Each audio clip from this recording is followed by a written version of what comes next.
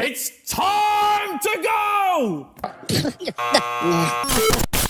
But rather from a lot of posts on social media where there is a substantial fan base for Manchester United who say they'd rather like the idea of you trying to buy Manchester United because they think you would run it differently. Firstly, do you think you might? Is there a chance of that? And secondly, would you run it? Might I run it differently, or might I run it? Might you run it differently? I'm sure you'd run it. And would you like to come back for another? Do you think there's a possibility you might acquire it at some point? Well, I think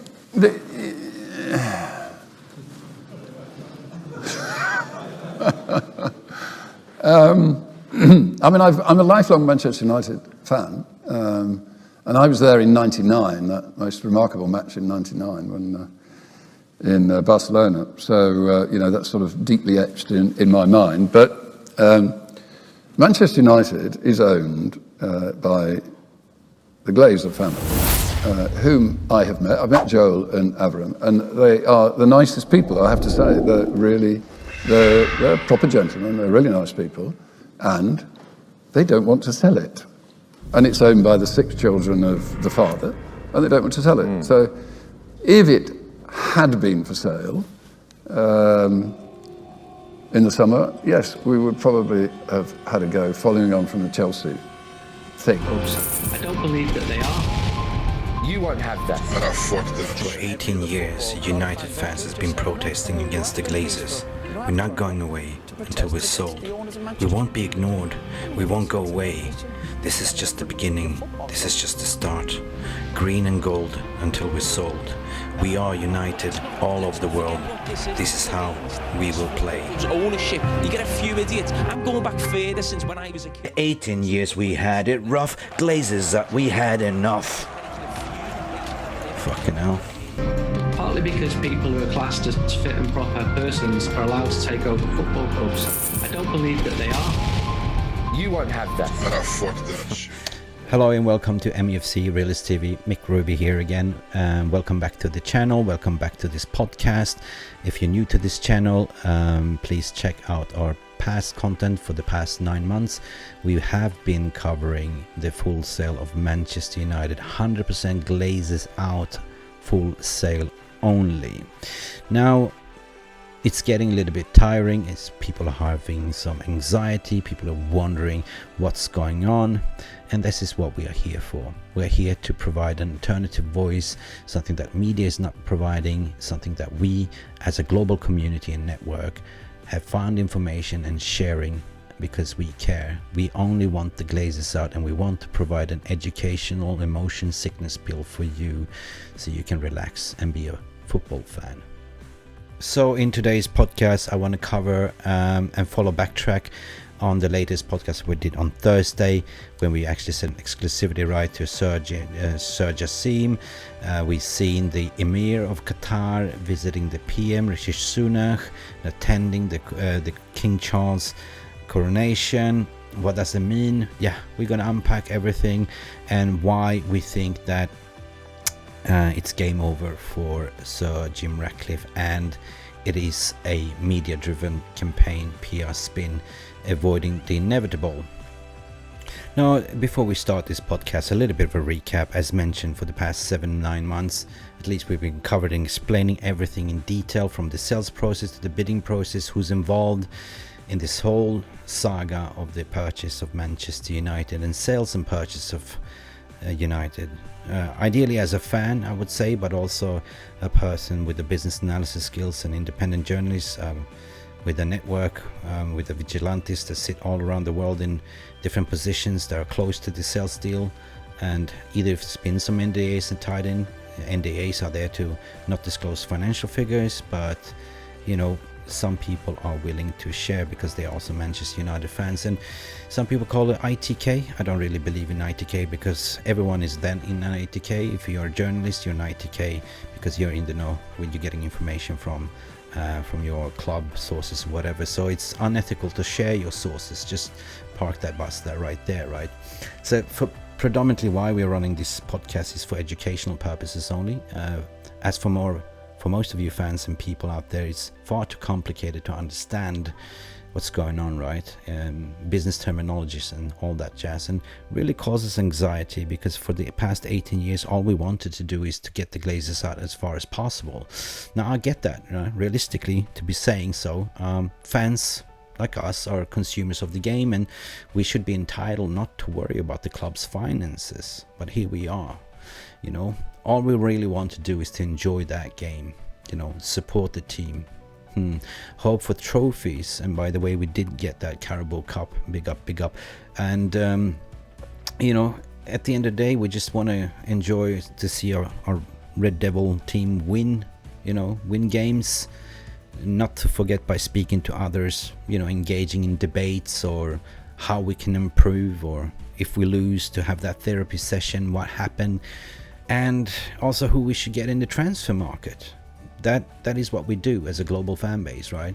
But unfortunately for us Manchester United fans, this has not been the case. It's clear and obvious that we had this dark shadow hanging over our shoulders for the past 18 years. 18 years, depriving us from all that joy, depriving us and preventing us to win anything. Although Sir Alex did miracles under the Glazers shackles to actually win. And the late Ten Hag that won that trophy, the Carabao Cup trophy. But it's arguably fair to say that we have protested in so many ways, in so many shapes and forms. We have argued amongst each other, lost our ways. We have lost our ways, creating that great divide amongst each other. And this, my friends, is how the Glazers have won. This is how they stayed in control. On the other hand, they've been utilized media to even add on more fuel to the fire. Let me explain why. They are equally guilty, right? As they've been utilized as mouthpieces, spreading the Glazer propaganda, PR, right? Making you believe certain things. We are in for this player, well, we're not in for this player. You know what I mean? We are in for this, we're doing that. But this one thing is clear: Glazers has never come out to speak in public. We hardly know. All we know is the money they're taking out the club. Who's coming out to speak to us fans? Nobody. You understand? For the past 18 years, the press has hardly written anything about how the Glazers has looted the club or allowing this to happen. There's been a few snippets here and there, but nothing much. Why? Ask yourself the question, why? Because they want to retain the spot to continue getting that privileged information from the club sources as they have publications to sell. They are a business too. They have KPIs. KPIs, look it up, key performance indexes. Some journalists are pressured by the chief editorials that you have to write stories. I don't care how you write it, use your creativity. You're a journalist, that's what I hired you for. There's no substance in today's stories, as people today read headlines. When you read the story, you get spin dizzy because it's a lot of writing, but little substance. Maybe that story should just be a headline. You understand what I mean? You see, going back to where this all begins, right? And we as a community, we are obliged to now to do our due diligence on the bidders. We are biased in a way that we want to sort of look at Sir Jim Rattcliffe, we want to look at Sheikh Jasim, and we want to compare apples to apples. We have to do that. But if a bid like Sir Jim Rattcliffe would come in last year, we will all jump for joy, even if that meant that Glazers will sell on 20%. But now it's not the case. Now we have two bidders going toe to toe with each other. One is offering 100%, one is offering 69%. So here's what my take, and this is what we've been witnessing right in front of our eyes, that some British outlets and media want Sir Jim Rattcliffe to win. Why is that so? They've been pushing this agenda, right? And one gentleman in particular, Miguel Delaney, and many other media outlets have been pushing and using this sales process of Manchester United for their own financial gain and publicity. Might even argue to the point that some have been funded by some think tank driven institution who has a political agenda, anything that's against the so-called non-Western values, right? We're evidently seen, same publications, without mentioning names, trying to stop the Qatar World Cup while it was in the making. And while it was going on, we tried to smear campaign and influence the public with the rainbow movements and calling like human rights and all that stuff. At the same time, they got invited to dine at the Qataris luxury table, first class ticket to Qatar, everything was fine. Double standards, according to my opinion. It is kind of the fear of letting the foreign entity to take over the most prized crown jewel of British football, Manchester United. But the same people had no problems of letting Manchester City being bought up by a state-backed Abu Dhabi, or Newcastle being bought up by a state fund Mohammed bin Salman from Saudi Arabia. Not much was written about that, but all of a sudden they have a problem when Sheikh Jasim, who is not state-backed, buying Manchester United. Why is he not state-backed? Because it's a private foundation. 92 Foundation is not state-backed. It's a foundation. Simple as that, people. Do you see that how double standards come in play? You know what I mean? And of course, this is one of the biggest scoop in football history, that one can arguably say that they're forced to publish and come up with stories. They're competing against each other. Who wants to be right? Who wants to be first? Who is the ITK here? Social media is going on, people saying, oh, how do you know? How do you know? You're an ITK. Well, every single journalist, my friend, is an ITK nowadays. Everyone is in the know because they're getting information, right? Some people share the information the right way. Some people want it for cloud chasing. Just no substance, right? That is so important to break down and unpack, We, on the other hand, here on this channel, we don't have any agendas. We don't have any KPIs. We are not looking to profit in certain ways, So here what it is, right? Same publications is neglecting Manchester City, Newcastle, calling us spade a spade. They've been calling us Manchester United club, selling our souls, by sports washing, human rights. At the same time, propping up Sir Jim Rattcliffe as the local lad who grew up in Manchester, stone throw away from Old Trafford. At the same time, this lad wants to buy 69%, not 100%, and keep the Glazers on as partners. Why would he do that? If he's a genuine fan like us, he should know better. He should know better not to keep the Glazers up, because all it is, if you're a fan, if you are a long-time Manchester United fan, all you know is that we want Glazers out. Why would you let him stay on? Everything for me smells a rat. I'm a lifelong Manchester United fan. Manchester United is owned by the Glazer family, whom I have met. I've met Joel and Avram, and they are the nicest people, I have to say. They're proper gentlemen. They're really nice people. Everything smells something driven by media, right? Now, on the weekend, we saw the latest reports that Ratcliffe, I'm sorry for using this language, but they're publishing the story that, they are offering Glazers, Ratcliffe is offering Glazers to stay on with a 3-year installment plan. Installment plan? What does that mean? It does not add up. I smell a rat. this seems not correct to me, and that's why I was about to dig into it. And then actually I saw Mark Goldbridge from the United stand did a piece on this, and I thought, why reinvent the wheel? I'm just gonna let Mark speak his mind here as well. I sometimes do not agree everything what fan camps is saying, what Mark Goldbridge is saying, but at this instance I actually think he's right. Let's have a look at it. Anyway, look, also, you know, today I saw something in the Mail talking about how Al Thani's bid is state-backed. I find this hilarious, by the way. I find this absolutely hilarious how the media lock in on Al Thani buying Manchester United and keep saying, but it is state-backed. It is state-backed, right? Okay, it's like living on a road, right? And I've got my house, and the neighbours have got, you know, they've painted their house white, and my other neighbour have painted their house white, and I want to paint my house white, and the neighbours across the road come running across going, what? Why are you painting your house white? And I'm like, why are you moaning at me? You didn't moan at them when they did it.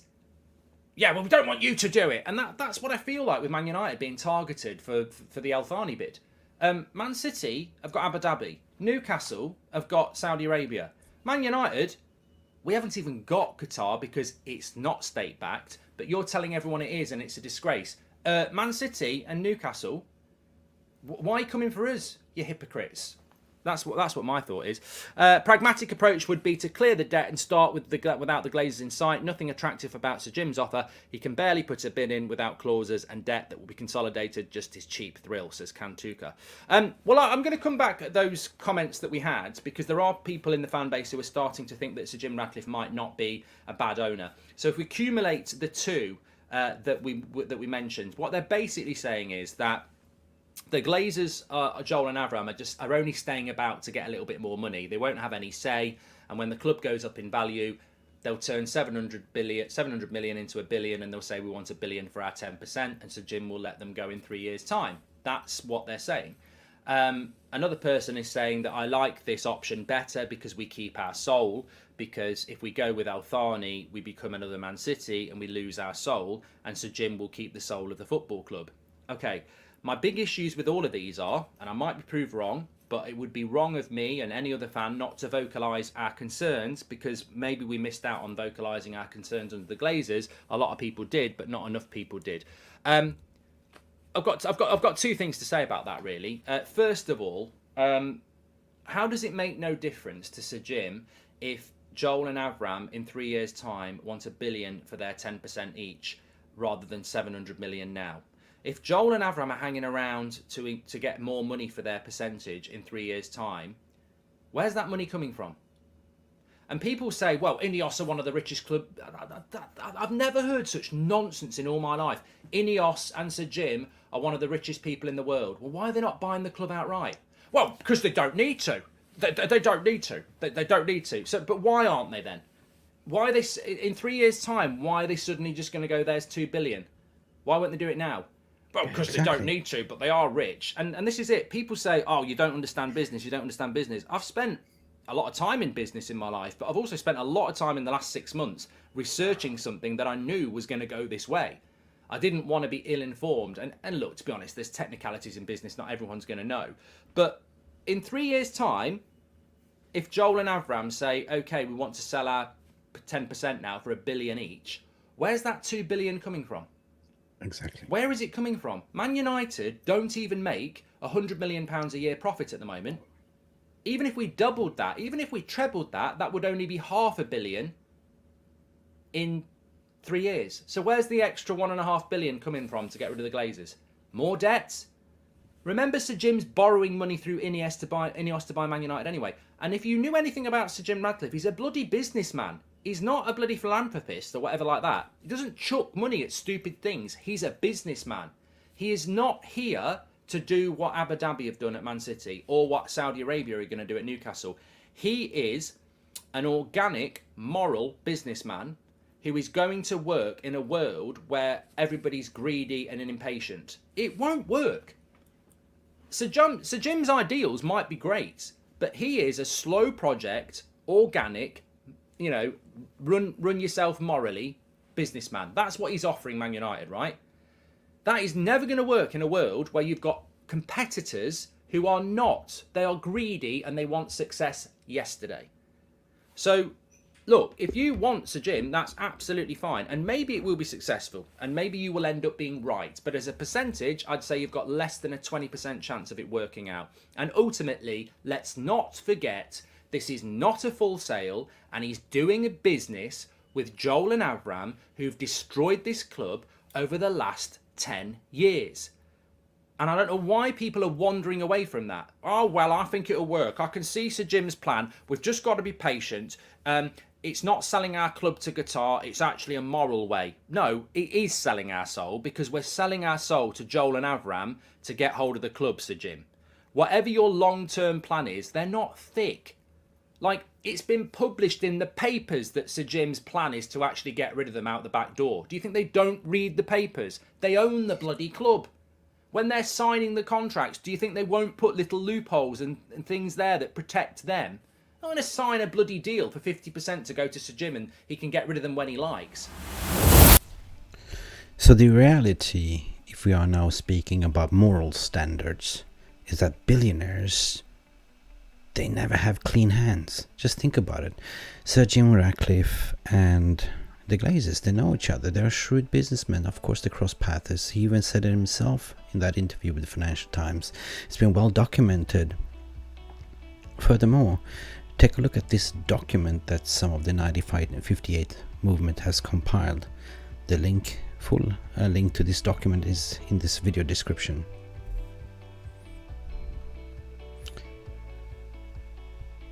Barring all this information presented and received, this is why we smell a rat. What is fascinating with this sales process, in my opinion, is that this is seldom used in any business acquisition purpose or process. Raine Group have simply played this well, like an auction, if you know what I mean. You've seen reports that Glazers have been down in Qatar during the World Cup, gathering interest, fishing for interest.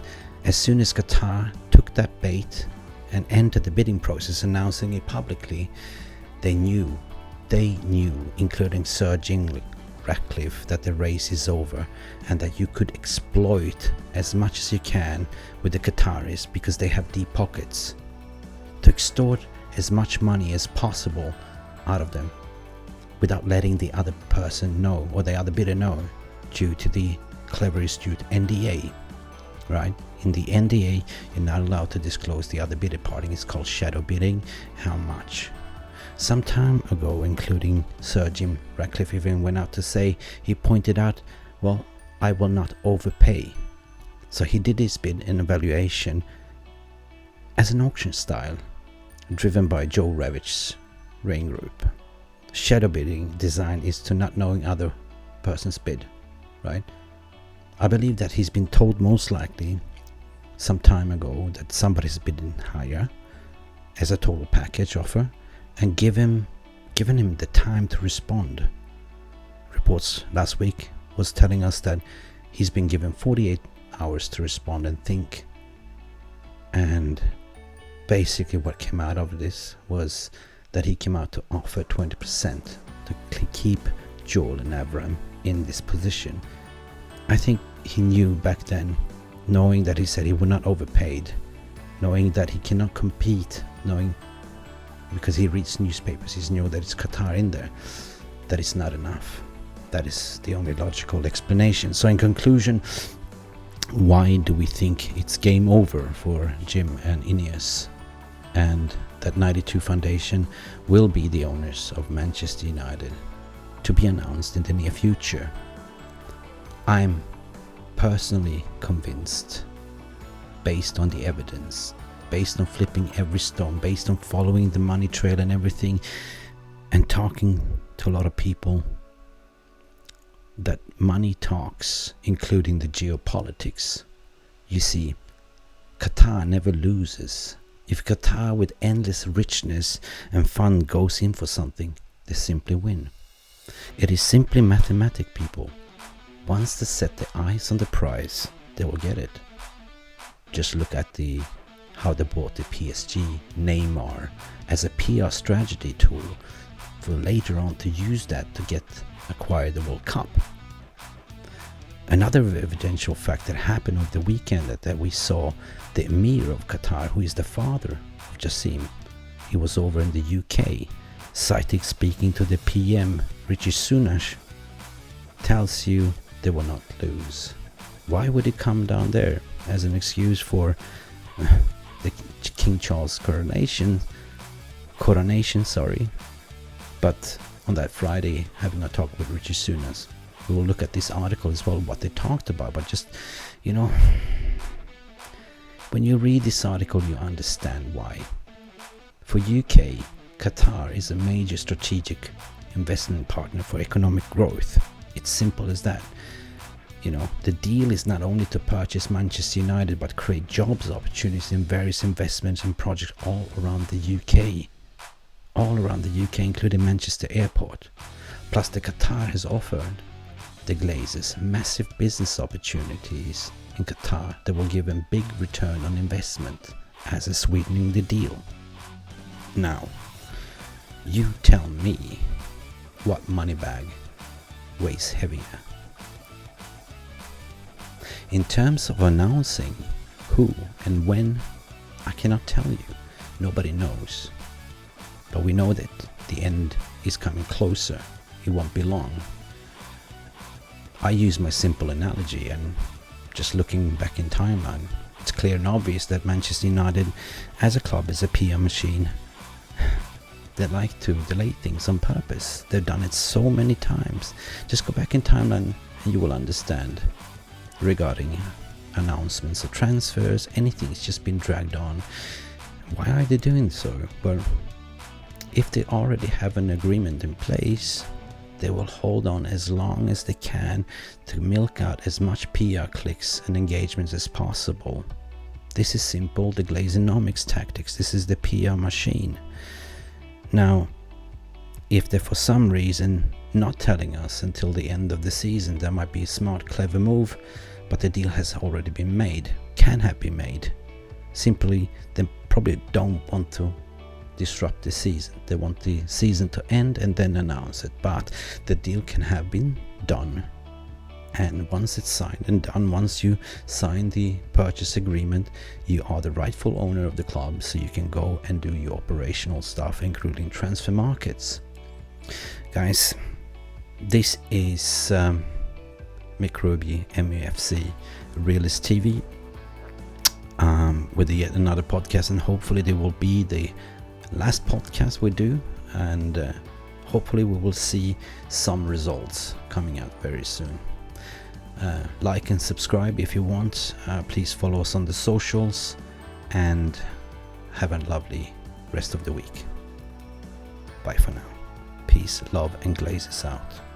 Thank you so much for stopping by and watching MUFC Realist TV. Don't forget to like and subscribe and follow us on the socials.